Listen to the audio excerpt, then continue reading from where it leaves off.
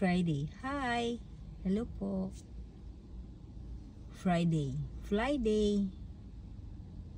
Kala mo wala nang pasok, no? Oo, sa ano. Kami, mga pumapasok, whole week. Yun lang. Friday na ngayon, di ba? Pero, hindi ibig sabihin nila Friday na, wala na po kami pasok bukas. May pasok ba po kami? Sa iba naman. Kasi, mga double job. Ganon mga tao dito sa Japan. Hindi madaling kumita. Karamihan dito sa mga Pilipina, katulad ko, talagang pumapasok kami yung iba pa. Nagpa-part-time po talaga kami. Kasi kinukulang talaga. Ganun. Kinukulang talaga. Dito napakamahal ang mga taxes na, mga bilihin na ngayon. Tapos maraming obligasyon. Hindi naman sa nagre-reklamo, pero talagang nagpa-part-time talaga kami dito. Pag magtanong ka, siguro yung mga hindi nagpa-part-time, yun yung mga nakakaluwag-luwag. Pero kami mga hampas lupa, katulad ko hampas lupa, kailangan talagang kailangan bumira. Wala magagawa. Racket pa more.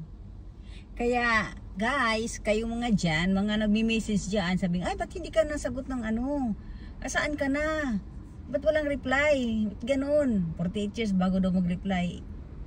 Kasi nga po, maaga, Diyos ko, mahirap talaga kasi pag wala ka sa Japan, mahirap talaga. Pag hindi ka talaga nag-OFW or mga residents ka ng Japan, o kahit hindi Japan, sa abroad, iwan ko lang sa abroad, pero usually abroad talaga ganyan ang buhay, di ba?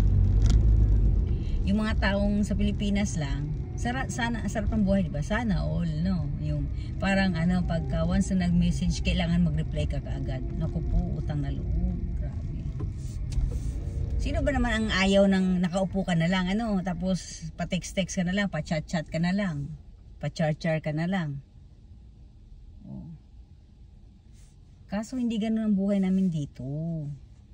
Pigado kami dito, pigado. Imagine mo ha, anong oras kami nakakatulog sa gabi? Kasi pag nanggaling ka pa sa galing ka pa ng trabaho, tapos mala-mala ang bilis-bilis ng oras pagka ganun. Ilang oras na yung tulog namin araw-araw. Gigising ka ng umaga alas 5. Kasi may pasok ka na naman, malayo yung biyahe mo. Magdadrive ka pa, papunta sa trabaho mo.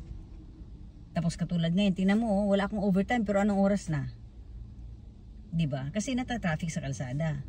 Di syempre, ngarag na ngarag ka na. Pagdating mo na, paano na lang, imagine ninyo nga, nag-overtime ka. Ano nang itsura? Diyos ko, Panginoon ko. Kaya pasensya na yung mga may message dyan, hindi kami makareply, tawag ng tawag, ay hindi po pwedeng sumasagot sa telepono ng mga call na yan. Diyos ko, Panginoon ko naman. Sa trabaho din, lalo sa trabaho namin, bawal yung mga yung magpipicture. Minsan kasi may magtanong, uy, send ka naman ng picture. Magsisend ng picture. Bawal nga sa amin sa trabaho yung ganyan. Bawal yun. Tsutsugiin ka nun. Pagka nag-picture ka o nagbibidyo-video ka dyan. Yun, mga video dyan. Kulang. Kaya minsan, may mga nare-restrict na nga ako eh. Hindi lang minsan, madami na ako na-restrict dyan. Yung mga hindi nakakaintindi talaga. Kasi nga, maingay. Imagine mo, tutulog ka na tapos nagre-ring pa yung telepono mo. Hindi ko naman hindi ko ma-mute lahat kasi wala namang ganun sa Facebook kasi na yung parang entire pwede mo siyang i-mute, walang ganun eh. Kailangan i-restrict mo yung tao. Nakakaawang mag-restrict pag mukha naman mabait naman yung iba. Kaya may message ko na rin lang, ay pasensya na po, hindi po ako natanggap ng tawag, tsaka busy po ako. May mga makukulit kasi tawag ng tawag. Kasi nga hindi nga nila naintindihan na dito pala sa Japan mga hindi tao yung mga nandito. Hindi lang yung okay pa nga ang kalabaw eh, kabayo talaga as in. Ganun ang buhay dito. Kaya akala nila kasi nga hindi ka nagre-reply, akala nila dinidedma mo lang. Hindi naman, gusto rin naman namin mag-reply. Nag-message kayo, siyempre respeto na yung re-reply ka din. Kaya lang ganun talaga, lalo na pag natatambakan po yung ibang mga mga message na yan. Imagine mo sa isang message, kunyari magre-reply ka ng hi po, Diyos ko, sunod-sunod na yung tanong nun, be. Ano yun? Pagkasunod-sunod ng tanong nun, siyempre hindi mo naman sasagot lahat yun. Kaya nga, sa dami ng mga nag-message sa'yo, parang natatambakan na rin yung iba. Hindi mo na Diyos ko, alam mo yung yung scroll down ka, scroll up ka, down, tsaka up, yun, mahirap na kasi kinakain ang oras mo. Pag mo sa nagsabi ka ng, hi po, hello po, good evening po, siyempre tanong na yun, kamusta ka, ganun. Okay lang sana kung sa isang tao lang. Hindi ganun, madami kasi mga normal lang naman yun, kaya lang. Nagkataon lang kasi na wala kami sa hindi kami tambay, hindi kami, alam mo yun, yung walang ginagawa. Mga trabahante kami.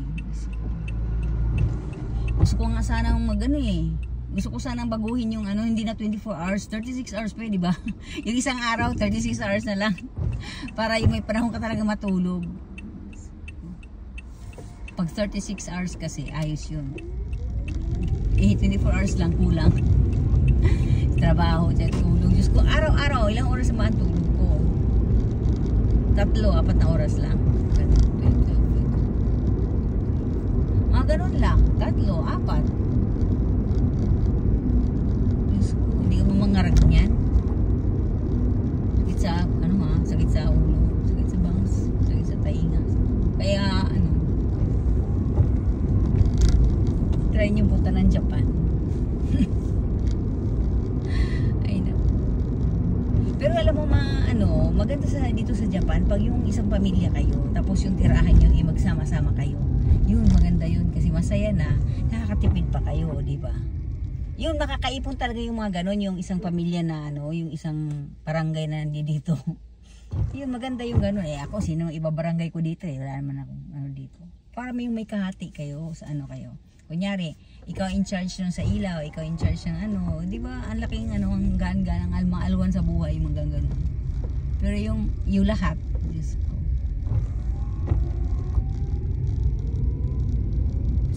Sanay na rin naman, parang mas magtataka naman kami pagka bumaba yung aming bayarin. Talaga? Bumaba ang bayarin? Anong meron?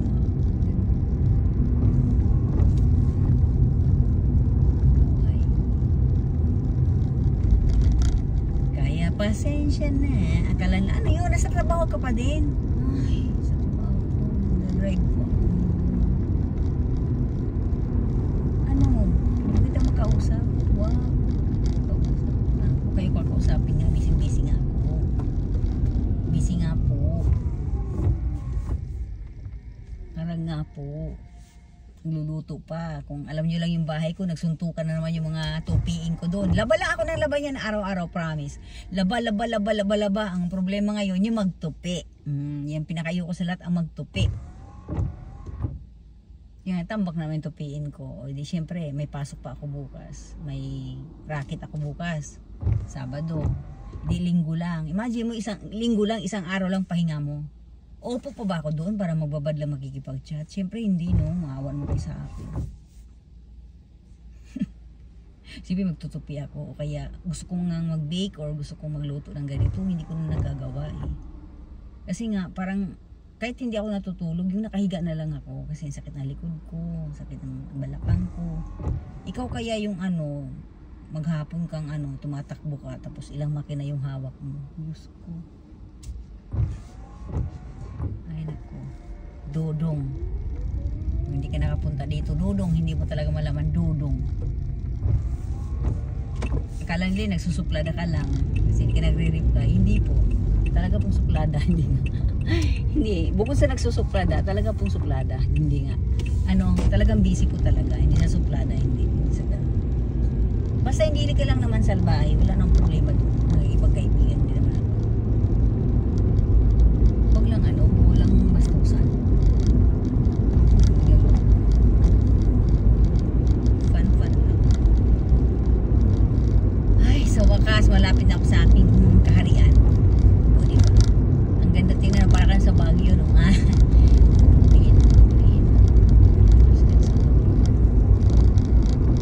Dito na ako sa way na to, sa daan na to. Ako, tuwang-tuwa na ako.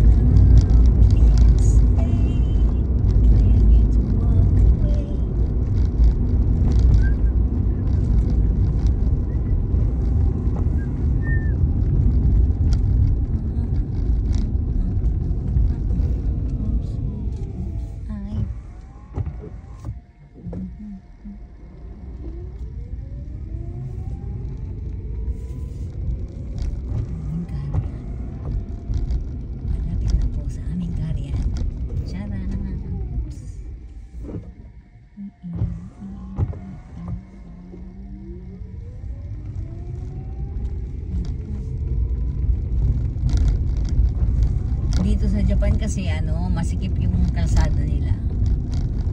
Ano siya, yung parang pinagkakasya nila kahit yung parking, katulad yung nakikita yung mga bahay na yan, maliliit, di ba? Maliliit yung bahay ng mga yan, pero para siyang kasi nga hindi katulad sa Pilipinas, malalaki nga ang bahay. Ang dami namang mga gamit, mga sa Japan kasi, pag mga hindi kailangan, tinatapon nila o pinamimigay, kaya dinadala doon sa second hand shop, yung mga recycle shop.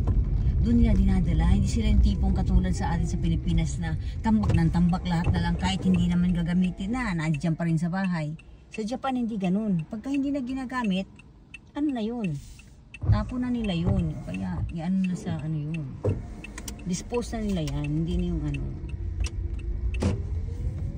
hindi na nila hayaan magstay pa yan sa bahay nila. Kaya yung bahay nila, kahit ganyan sabi yung maliliit yan, pag pinasok mo yan, maluwag. Pilipinas, mahilig karton na nga lang, box na nga lang, yung tinatabi pa. Oh. Ganun talagang Pilipino.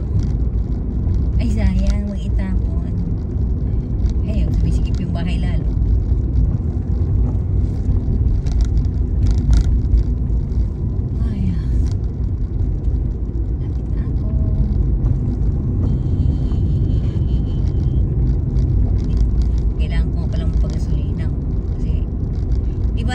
Sabi ko papagasolina ako.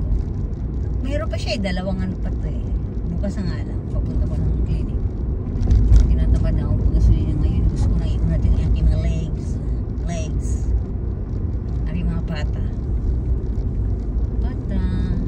there you go.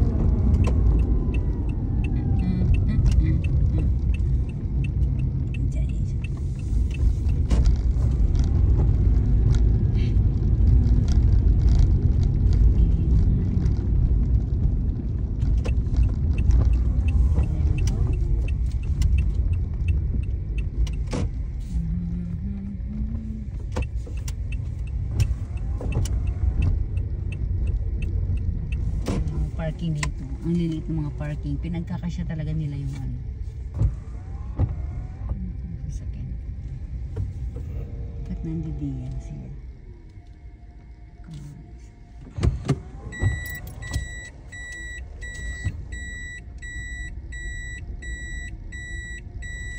Ang lakas mo. Ang lakas mo.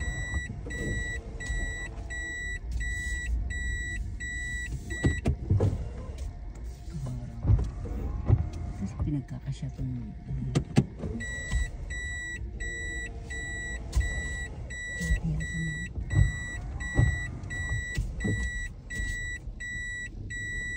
kaya nagaganyan pa rin yung